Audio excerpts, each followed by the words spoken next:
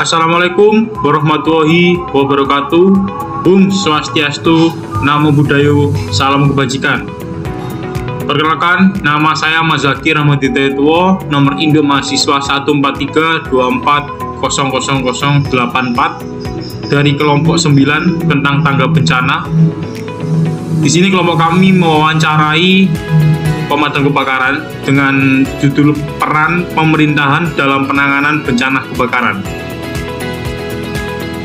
Untuk anggota kelompok yang pertama Feni Nurhayati, nomor induk mahasiswa 14324000083. Yang kedua Mas Zakir Ahmad Hidayatullah, nomor induk mahasiswa 14324000084. Dan yang ketiga Fabian Haidan Boy, nomor induk mahasiswa 14324000094. Latar belakang: bencana adalah peristiwa atau rangkaian peristiwa yang mengganggu dan mengancam kehidupan masyarakat, sehingga menyebabkan kerugian, korban jiwa, kerusakan lingkungan, dan dampak-dampak psikologis.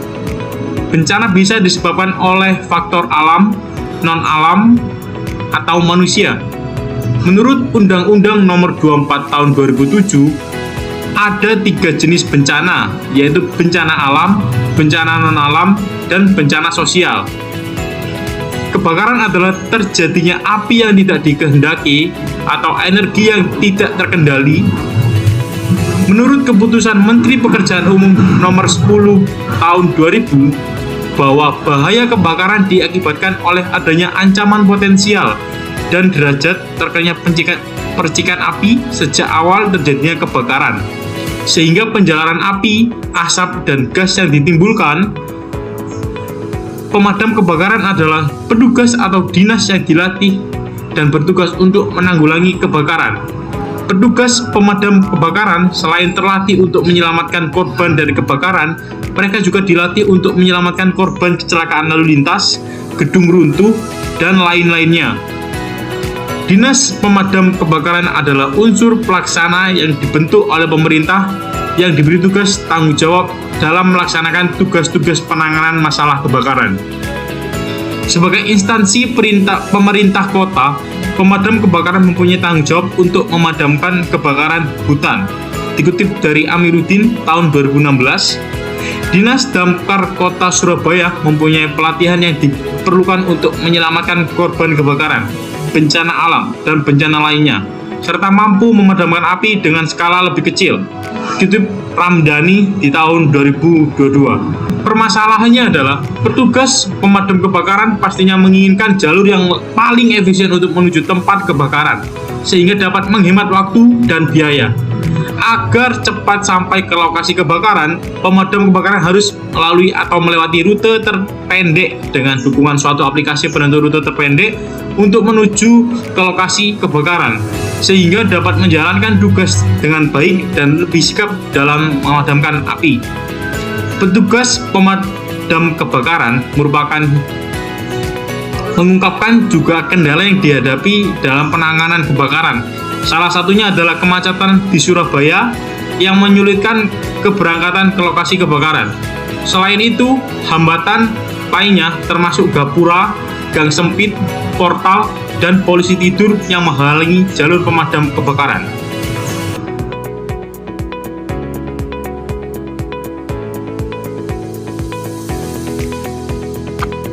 Dalam tinjauan pustaka, ada 2 teori, yaitu teori pendekatan sosial dan teori pendekatan Pancasila. Teori pendekatan sosial yaitu pendekatan sosial dalam pemadam kebakaran menekankan pentingnya peran masyarakat, norma sosial, solidaritas, serta interaksi antar individu dan kelompok dalam mencegah dan mengatasi kebakaran. Pendekatan ini mengakui bahwa kebakaran bukan hanya masalah teknis, tetapi juga masalah sosial yang melibatkan perilaku manusia, ketergantungan sosial, dan ketidaksetaraan yang perlu ditangani secara holistik melalui kerjasama antara berbagai pihak di masyarakat. Yang kedua ada teori pendekatan Pancasila. Pendekatan Pancasila dalam pemadam kebakaran menekankan pada pentingnya kebersamaan, keadilan, moralitas, dan tanggung jawab terhadap sesama. Dengan menerapkan nilai-nilai Pancasila, masyarakat dan pemerintah dapat bekerja sama untuk mencegah, menangani, dan meminimalkan dampak dari kebakaran, serta memastikan keselamatan dan keadilan sosial bagi seluruh rakyat Indonesia.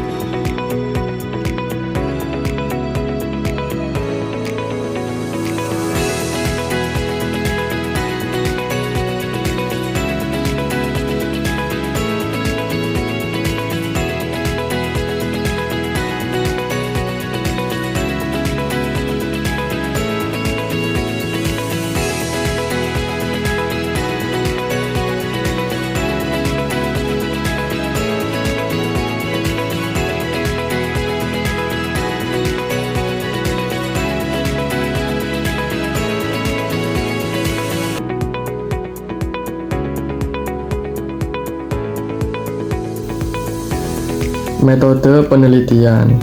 Di sini kami menggunakan metode penelitian kualitatif. Penelitian ini menggunakan metode penelitian kualitatif dengan menggunakan pendekatan deskriptif dan induktif yang dilakukan pada petugas pemadam kebakaran. Penelitian kualitatif adalah metode penelitian yang digunakan untuk memahami suatu fenomena secara mendalam dengan cara mengumpulkan dan menganalisis data yang bersifat numerik. Lokasi penelitian. Di sini kita melakukan penelitian di Dinas Pemadam Kebakaran, tepatnya di Jalan Nginden Semolo, nomor 89, Menur Bumbungan, Kecamatan Sukolilo, Kota Surabaya, Provinsi Jawa Timur. Dengan narasumber salah satu petugas pemadam kebakaran yaitu Bapak Mahmud. Teknik pengumpulan data. Kita melakukan pengumpulan data dengan 3 tahapan atau 3 cara, yaitu observasi, wawancara, dan dokumentasi. Tahapan kita yang pertama yaitu observasi. Observasi merupakan metode yang sifatnya akurat dan spesifik untuk mengumpulkan data dan mencari informasi mengenai segala kegiatan yang dijadikan objek kajian penelitian. Setelah kita melakukan observasi, kita melanjutkan ke tahapan yang kedua yaitu wawancara. Wawancara adalah metode pengumpulan data dalam penelitian yang melibatkan interaksi antara peneliti dan narasumber untuk mendapatkan informasi tentang topik penelitian. Setelah kita melakukan observasi, wawancara, selanjutnya kita melakukan ke tahapan yang ketiga yaitu dokumentasi. Dokumentasi adalah cara untuk memperoleh data langsung dari tempat penelitian seperti buku-buku yang relevan, peraturan-peraturan, laporan kegiatan, foto-foto, film dokumenter, dan data-data penelitian yang relevan. Instrumen penelitian. Instrumen dalam penelitian kualitatif adalah penelitian itu sendiri. Tetapi setelah fokus penelitian menjadi jelas, kemungkinan instrumen penelitian tersebut dikembangkan secara sederhana, yang diharapkan dapat melengkapi data dan membandingkan data yang telah ditemukan melalui observasi dan wawancara.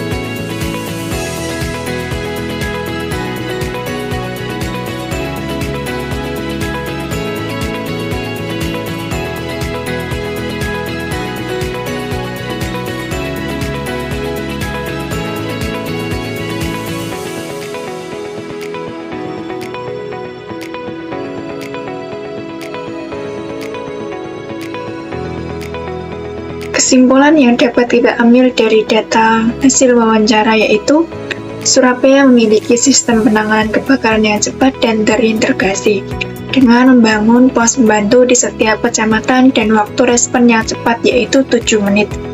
Surabaya telah mencapai respon kebakaran tercepat di Indonesia dengan sistem informasi yang memudahkan koordinasi antara berbagai instansi seperti Dinas Pemadam Kebakaran, BPBD, Satpol PP, dan kepolisian.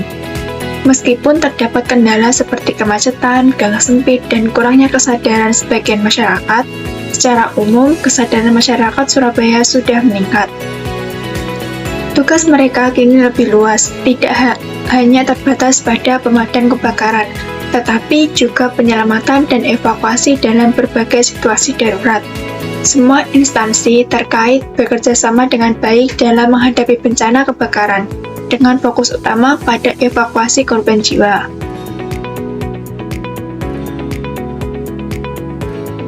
yaitu ada field study, di mana ini adalah hasil dari penelitian yang kami lakukan, yaitu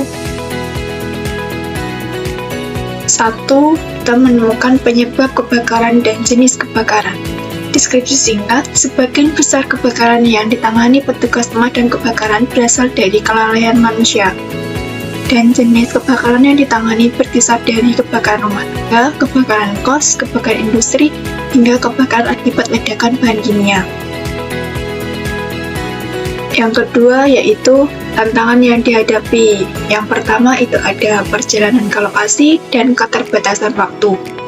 Deskripsi singkat, kemacetan di Surabaya yang menyulitkan keberangkatan ke lokasi kebakaran. Selain itu, hambatan lainnya termasuk gapura, gang sempit, portal, dan polisi tidur yang menghalangi jalan pemadam kebakaran. Waktu respon yang lambat dapat berakibat fatal, sehingga petugas sering menghadapi tekanan tinggi untuk bergerak cepat. Yang ketiga ada kesiapsiagaan tim dan pelatihan. Deskripsi singkat, kesiapsiagaan tim pemadam kebakaran yang standby 24 jam, kondisi kesehatan pasukan dan SDM-nya harus siap serta dengan peralatan yang digunakan harus ready.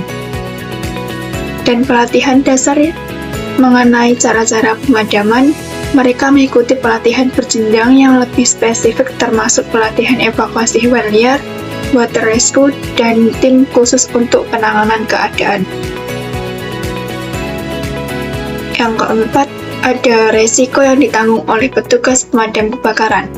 Deskripsi singkat, petugas pemadam kebakaran menghadapi berbagai resiko fisik, psikologis, dan lingkungan yang mengancam keselamatan mereka dalam tugas sehari-hari.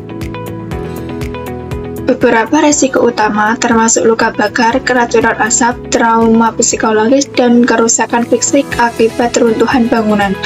Oleh karena itu, penting bagi petugas pemadam kebakaran untuk menerima pelatihan yang baik, menggunakan peralatan pelindungan yang sesuai, dan mendapatkan dukungan psikologis untuk meminimalkan resiko dan melindungi kesehatan mereka baik fisik maupun mental.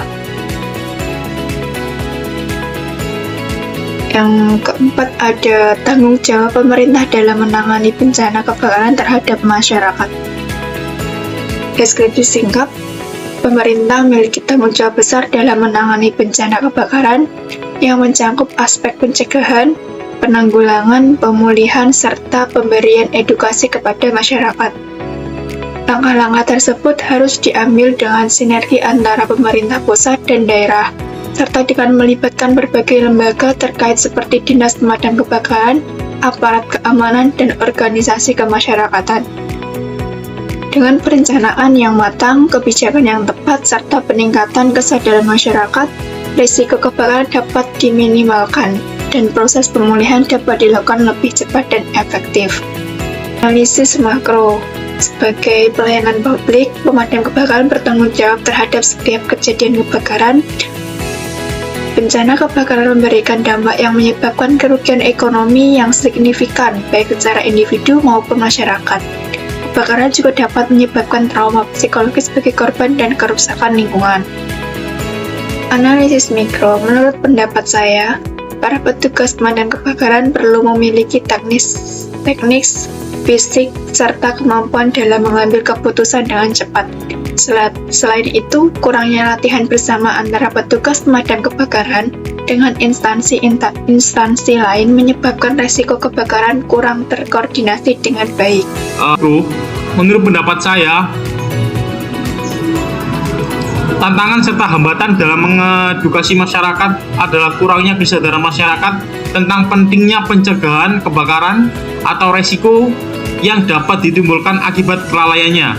Selain itu, kebiasaan buruk seperti menyimpan bahan mudah terbakar sembarangan, membakar sampah sembarangan, tidak memeriksa peralatan listrik secara rutin, dan sebagainya masih sulit untuk diubah dari kebiasaan masyarakat.